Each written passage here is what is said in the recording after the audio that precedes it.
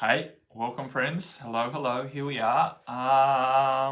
What's the date? 7th of April 2021. This is Chat with Matt. Half an hour or so. Usually goes for 40 minutes. Let's be honest.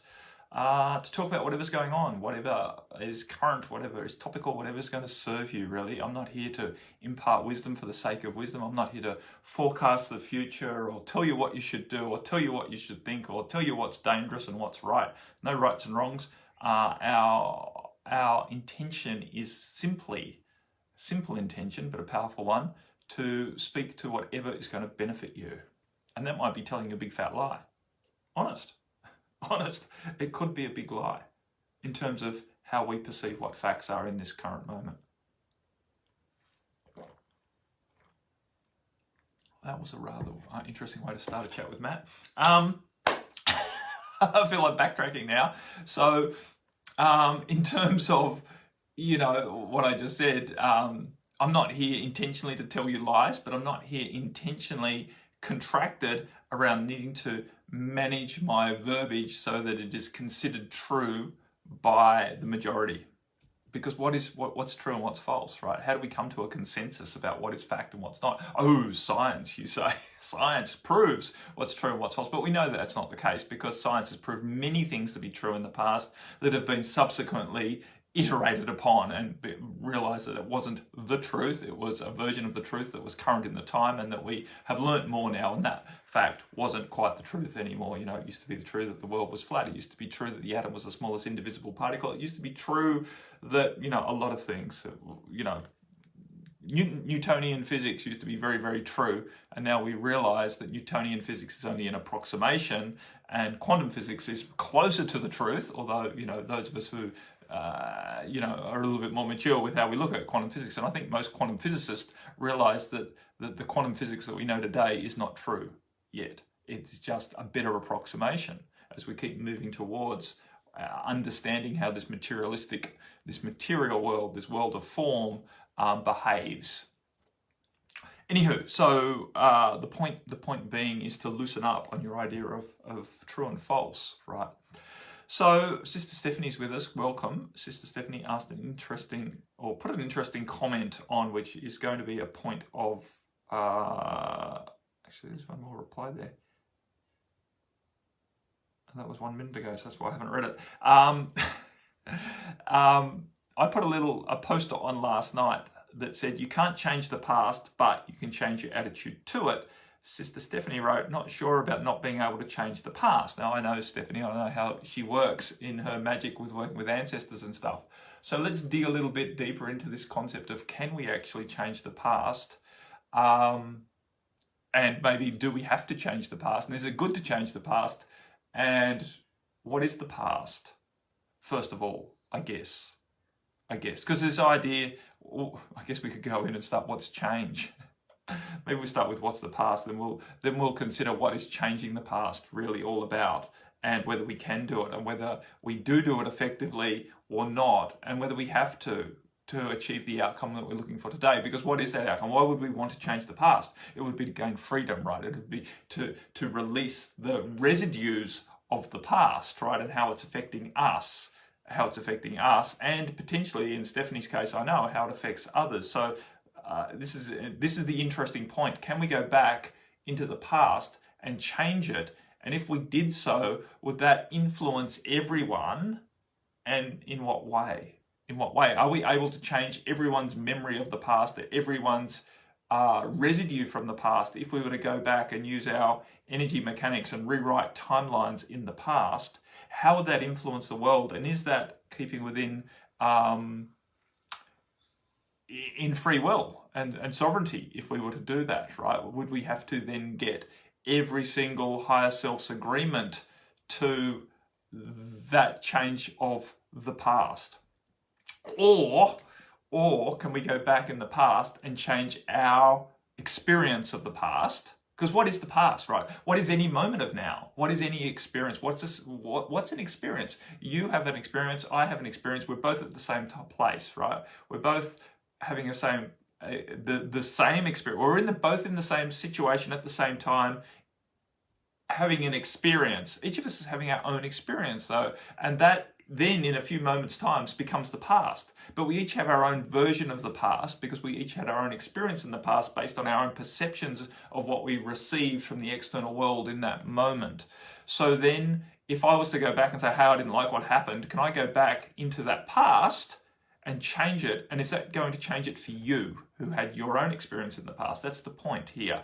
And I guess we're clutching, well, maybe not clutching at straws, but we're definitely working with semantics in some way, or working with the nuances of this idea. So I guess coming back to quote unquote defend the poster and what it really means is that you don't have to change the past, I guess would be a better way of putting it. Not that you can't change the past. Can't is a big word, isn't it? It really is. You can't change the past, but you can change your attitude to it. The point is, when you change your attitude to it, you basically change the influence that the past has over you. So has the past actually changed in that instant for you? In some ways, of course it has, right? Because what is the past other than a memory? Well, that's a deep question, isn't it? What is the past other than a memory?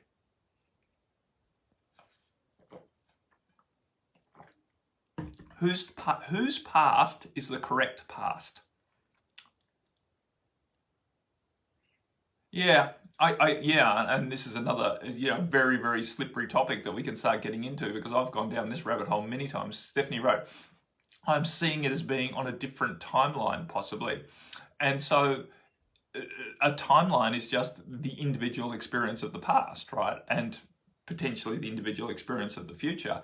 And we can have different timelines based on our attitudes, our beliefs, our memories, right? Our perceptions change. So when we change our attitude to something that happened in the past, we effectively change the timeline, right? Because now we've shifted how it's affecting us moving into the forward. Which one really happened in the past? You've all had the experience, right, of something happened in the past, and you've recognized that over time, your mentality of that situation, your memories of that situation has changed. Sometimes we put on rose-colored glasses and go back and view what was happening at the time. Sometimes we hold a negative bias. We only see the negative of what was happening in that time. Our memory of the past does evolve over time to better suit the narrative, our foundational narrative that we're holding in the present moment. I've noticed this very much in myself, that I'll find myself reminiscing about things that happened in the past, and I'll notice that I'm focusing on a certain aspect of what happened to suit my narrative, right? I'm looking for proof of why I'm experiencing what I'm experiencing now, and I am manipulating subconsciously my memories of the past. Am I changing my past in that time? Kind of. I'm changing how my past influences my now, and what else is there of the past? What else is there of the past other than how it is influencing you in the now moment? It's interesting because our memories keep evolving as time goes on. And is that bad? Should there be a concrete version of the past that is held in the records, and this is what actually happened? Is there such an absolute account of any past moment? Because surely it's individual to each and every one of us, and through our individuality, can't it keep changing? Anywho, coming back to the point of the poster, it is your attitude to the past moment that is all that really counts. So the thing I know that Stephanie does that is really powerful, by the way, is she goes back with ancestors and changes past, usually for the benefit of others who are entrapped in a story or a narrative of the past, the ancestors who are clinging to something, and how that is influencing others. And it's quite a fascinating concept for my mind anyway, to get around, that when doing that sort of work, how that ripples through and how it affects other people who are not conscious of these changes taking place, and to what degree that can work based on the law of free will. It's still an open book for me. So I don't know if there's a conclusion. I'm not trying to be right, and I'm not trying to make anyone else right. So I'm just throwing ideas around, so that you might get you might inquire into yourself about really what the past is and how it influences you and how you can influence how it influences you, because that's the main thing, right? We're all looking for our happiness, and our happiness is right now. Our happiness is not in the past. So we don't need to fix the past for the sake of the past. We only play with the past or our perceptions of the past to affect us in a positive way, generally, in the now moment, right? That's because this is where our happiness is, this is where our joy is, this is where our purpose and our life is. It's right now. So by influencing our attitudes and our memories of the past, we are looking to improve our now moment. Yeah, so you're right. I only change the past from my perspective, really. Yeah, from your perspective, which changes your now moment in your future, because can we really do it for another? That's the point. That's the point of the concept. Can we change the past? And it's really, I'm not sure that I know. I don't have a firm conclusion around this, but I think it's a very interesting topic that no doubt will, wisdom will arise as time progresses and more and more clarity is found in my understanding of the truth of energy, nature, and everything.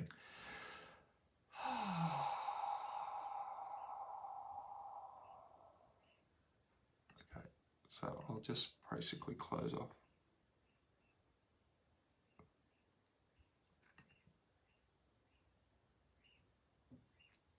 Let's progress, shall we? Because there's some other questions here, and I think we've done a pretty good job.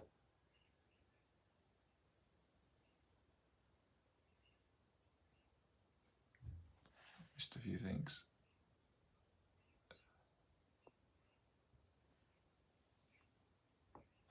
Only do what feels joyful with it. Exactly. Yeah, and just to conclude, I guess there's no rights and wrongs with this whole discussion. It is really a discussion to open our minds to what is possible and how it works, and not clinging to the idea that we have to change things, really, right? Because it's in the past. It's only energies. It's only memories. It's only, it's all happening now, but the main thing is we find what works for us now. That's the point. We can work with anything. As I opened this live stream up with the comment that I'm not here to tell the truth. I'm here to speak what benefits you. If it means that I have to tell things that aren't true, quote unquote, by someone's perception, then we're willing to go there. So because we really don't know. Anyhow, Sister Zena wrote, I would love to hear suggestions of good tools and techniques to use to curtail slipping into fear-based thinking patterns. Yeah, this is an interesting one, isn't it? To curtail slipping into fear-based thinking patterns. I think, I'm one to keep it very, very simple here, I guess. And the main tool is awareness, right? Is awareness and then a dedication to choosing what feels joyful, to choosing what feels beneficial. So I don't think we can stop ourselves sinking into or slipping into fear-based thinking patterns, right? We are programmed as a biological beast to be concerned about what we fear. We are also programmed to absorb through our subconscious mind programming that we receive from our environment, right? We have been programmed. We have a subconscious mind that is picking up on everything subtle and obvious as we move through the world generally, right? This is an old program that used to allow us, like when we were out searching for berries, we would also be noticing other things about our landscape, which would, we would notice where there potentially might be water. We would notice, even though we weren't searching for an animal, we would notice footprints, even if not conscious, because consciously we're looking for the signs for berries, right? But subconsciously we're picking up other information from our landscape so that when the time comes to, oh, right, now we need water, we have subconscious memories that are dredged to the surface in that quest that will give us guidance as to how to find water now, because we've noticed signs at other times subconsciously that gives us that information when we need it. We're still doing that. So when we walk through the world, we're walking past billboards, we're walking past televisions, we're walking past other people having conversations, we're picking up on all sorts of stuff. We might not be consciously aware of what we're picking up because we're busy reading our book, or we're busy doing something else. We're busy texting someone in today's world, right? So we're concentrating on this, but our subconscious mind is bringing in all sorts of information that gets stored somewhere, right? Gets stored away because it might be relevant at some time, and that's what we do as a survival technique.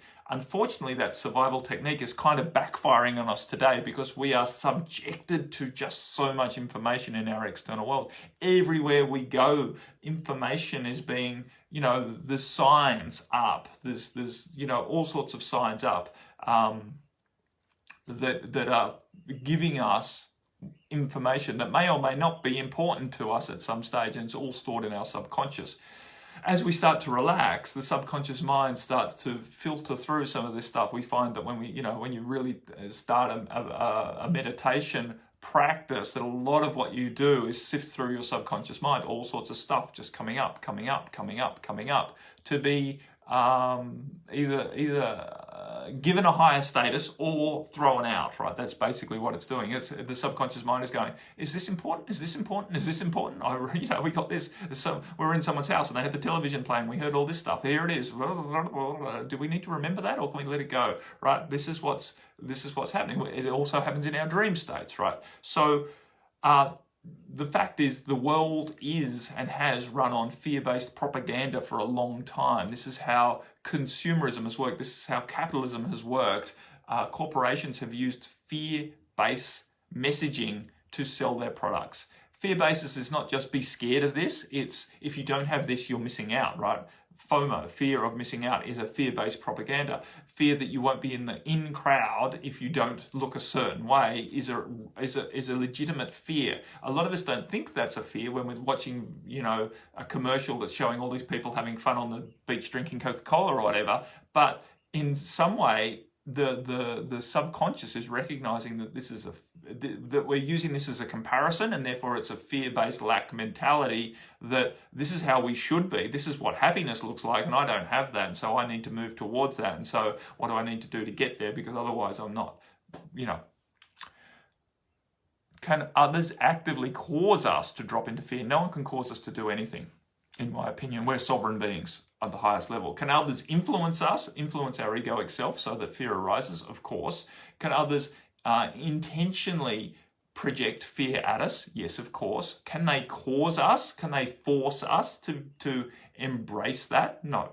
No, you are a sovereign being. Each of us are sovereign beings. Each of us has the power, if we choose to employ it, to rise above anything that any other aspect of God's source universe can do.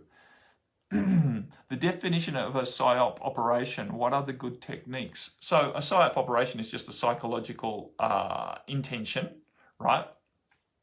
What are good techniques to withstand it? Awareness, right? Awareness is the first and foremost. You have to understand that any PSYOPs is only as powerful as the people who are trying to project it.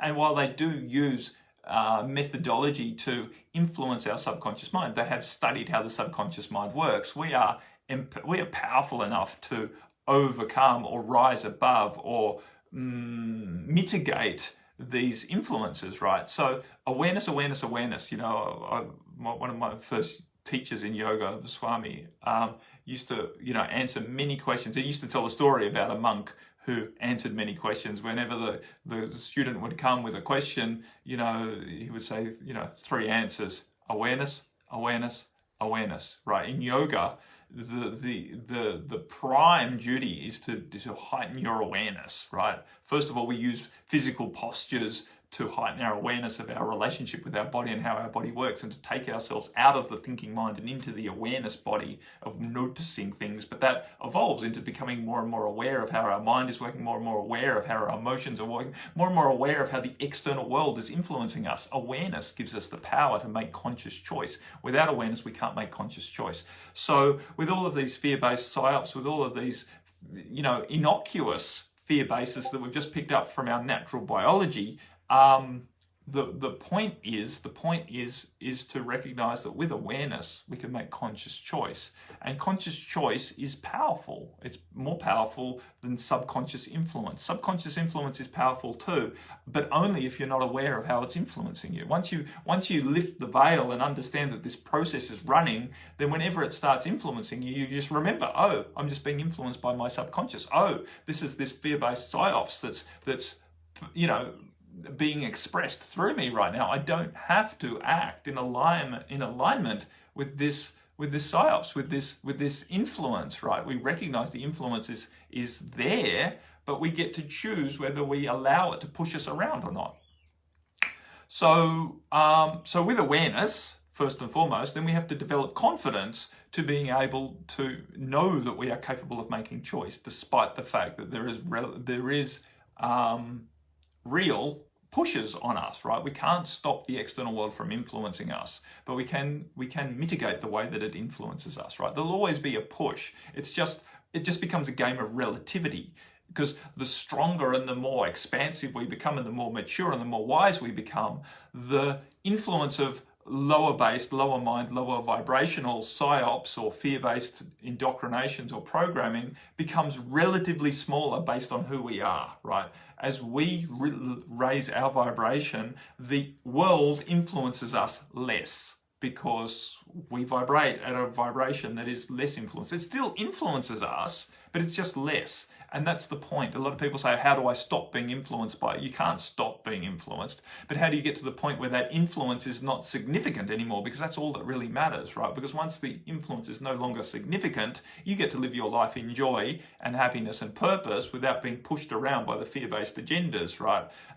You still experience them, you still feel them, you will still influence them to a degree, but the degree is not significant anymore. So understanding that there's no on or off button. There's no, oh, I am free of fear, or oh, no, I am not free of fear. We're all somewhere on the scale. Hey, Sister Shirley. We're all somewhere on the scale. Fear is influencing all of us to a degree, some more than others, and that's all that matters, because you don't need to pin your hat or hang your coat on this idea of absolute completeness, that, oh, now I am free of fear, right? None of us are free of fear. Fear is a natural part, and some fears are very, very normal and important, right? You smell smoke and a fear-based reaction goes off in your mind because, fuck, you've got to do something about this. You've got to ascertain where that smoke's coming from and whether it's a real hazard or not, right? And until you've identified it, then it's an appropriate fear to have. I can smell smoke. I should be concerned about that until I've identified where the smoke is coming from and identified whether it's dangerous or not, or whether I have to take action, right? So fear itself is a very, very important survival technique that we're not looking to turn off in any way, but we're looking to create an empowered relationship with fear, so that we recognize that when fears are not appropriate because they're coming to us based on a psyops, or coming to us based on subconscious stuff from the past that's no longer really relevant, right? We go to climb a set of stairs and we all of a sudden feel a pang of fear because, we still got this interesting vibration from 6 lifetimes ago when we fell to our death, right? Or whatever. Then we recognize that fear is not really valid because we've climbed the stairs so many times, and every time we do feel a little bit scared, or we walk up to the window in a high rise and we feel fear, even though we know that the glass is safe. No one's, fallen through the window, no one's been sucked out, no one's died looking through the glass out at a height, right? But yet some of us feel very, very scared of that situation, and we know that that's not it's not a valid fear because you're not actually in danger. So the point is to bring consciousness, awareness to the situation and make appropriate choice, even though your biology and your hormone response, right, and your mentality and the way that triggers the emotional response or the feeling response in your body might be telling you something's dangerous. If you know that it's not, then you can take empowered choice around that. Okay, so Joe wrote in before the call as well and said, Hey Matt, I'm struggling with fear too, fear of the future. Have you any tips? So it's pretty much the same sort of stuff. We have to recognize that there's all sorts of potentials for the future and none of us are in control. None of us are in control of how our future's going to I'll speak to that in a sec. None of us, well, no, I'll speak to it right now. So yeah, this is very common. Shirley wrote in, this is good info. I've suffered from fear my whole life and I didn't realize how seriously this affected my life. And first and foremost, Shirley, I'd say don't make it too serious, right? Because again, it's not that we have to become free of fear to be good, right, and proper. It's just allowing ourselves to recognize how fear might be robbing us of joy in particular moments and then taking action so that we can be more relaxed and more joyful, more happy, more purposeful in moments. And so it's a slow, steady progression. It's not, as I said, it's not, complete ever that now fear's not in there. And it's not really serious. Life isn't serious. This isn't a serious life. We're a joyful being of magnificence having an experience here on the planet. It's not nearly as serious as our little personality thinks it is. So, be compassionate with yourself for feeling the fear and choose to accept that you are on the path to finding your freedom, moment by moment, piece by piece. And it's not, don't try too hard. Don't try too hard to get rid of your fears, right? But just work towards, what's my most joyful expression in this now moment. So the future, right? The future. Our life isn't in the future. I know we think we need to manage how our future is going to show up so that we avoid pain, we avoid disappointment, we avoid death, we avoid bad things happening, and we get success and we get happiness and we get love and we get financial abundance or whatever else we're trying to get, right? We're trying to work in this now moment to orchestrate a future that we think is better aligned with what our happiness should look like.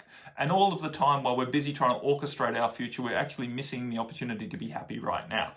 So, and don't be fearful of that. That's just how humans have been programmed to work over the last few thousand years. So we're breaking out of that now. And so just be in allowance. And I guess the real point is to stop struggling with fear and just recognize that it's there, right? So I think a lot of the problem people have with fear is they judge it and then they try and fix it, and they struggle with fear, right?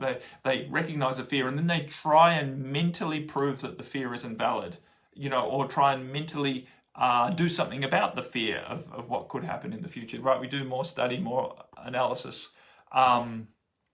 whatever, right? We try and figure things out, because a big part of the fear of the future is we don't really know what's going to happen. We don't really know the truth. People are projecting all sorts of ideas about this and that, whatever it might be, and we don't really know. We really don't know, and that feels inherently scary from an egoic perspective. So recognize that level of fear is there, and it's not wrong. This is how the ego works. When it doesn't understand something, when it's not sure about something, it is generally more fear-based than not. The biggest practice, I guess, for me is just to recognize when I go into that and take that deep breath, right, and just relax. Exactly. So Jill said, each time I get past a fearful situation, I learn I can do it, so I'm not so fearful of that then in the future, right? So we learn through experience, right, that things aren't as dangerous as we've made out. That's the point. So yeah, so the tips are, again, just be in awareness, do practices to help you relax, right? Meditation, breathing practices, relaxation practices, walks in nature, exercise, whatever it might be to help you find relaxation. Be willing to prioritize those activities, right? Those techniques, those tools, because the more that you can relax in the now moment, the more that you will have clarity over how fears are influencing you. And you will have clarity over whether the fears are relevant or not, and what is the better actions to take based on these fear-based thoughts that are propagating or perpetuating, or whatever word we want to use there, popping into your mind, struggling with them doesn't help, right? So we definitely need to find allowance that there's fear of the future in all of our fields. I have fears of the future, right? I can recognize many, many things that might go, quote unquote, in an unpleasant way in the future that I wouldn't like, that I don't deem to be in alignment with the way I want the future to be. There's all sorts of potentials for all sorts of things to happen, no doubt. I'm not sitting with my head in the sand thinking the future's going to be all rosy. So I'm aware of all these potentials, but then it comes to the point of asking the question, what is the best action I can take right now to have my best future? Because worrying about what might happen actually strengthens those potentials, right? What we think about, we feed. What we feed will grow stronger. When we worry about things, we're actually manifesting them, right? I don't want to scare you about that, but that's basically what you're doing. You're putting your energy into bringing those things into manifestation when you spend time thinking about them. So we can be aware of all sorts of things that might go wrong, and it's not wrong to, I'm not saying that just because you had a thought of it, it's going to manifest. It's when you chronically obsess on these thoughts that you basically put your energy into it, and you magnetically attract it, right? So the idea is to stop doing that, and that takes dedication and devotion and commitment, right? It takes a commitment to yourself to not indulge in what your mind wants to do, which is to obsess about a fear-based thing that it can't control, and to just say, hang on, we're not doing this. We'll distract ourselves. We'll go for a walk. We'll read a book. We'll do some whatever, right? We'll do something practical, something helpful. We'll garden. We'll do something. We'll consciously choose not to keep thinking about what we know is not serving us. Discipline, right? Yoga talks a lot about having discipline.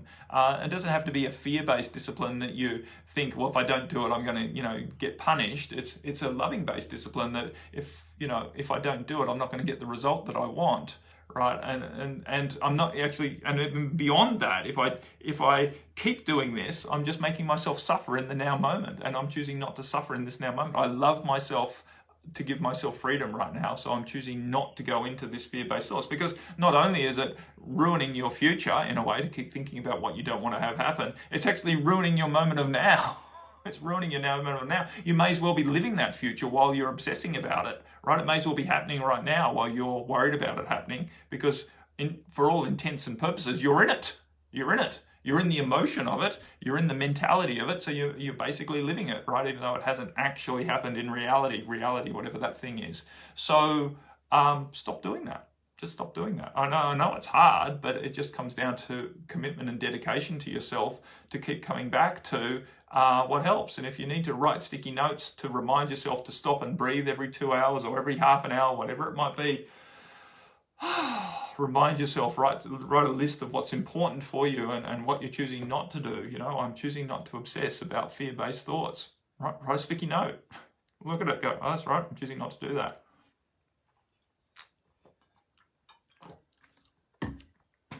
Whatever it takes, my friend. For me, it all gets easier as I remember to consciously and consistently relax. Take some breaths and let it go.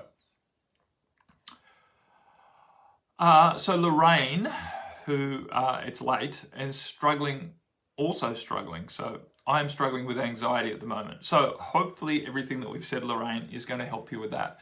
The best thing to do when you're actually in the experience of anxiety is to breathe deeply.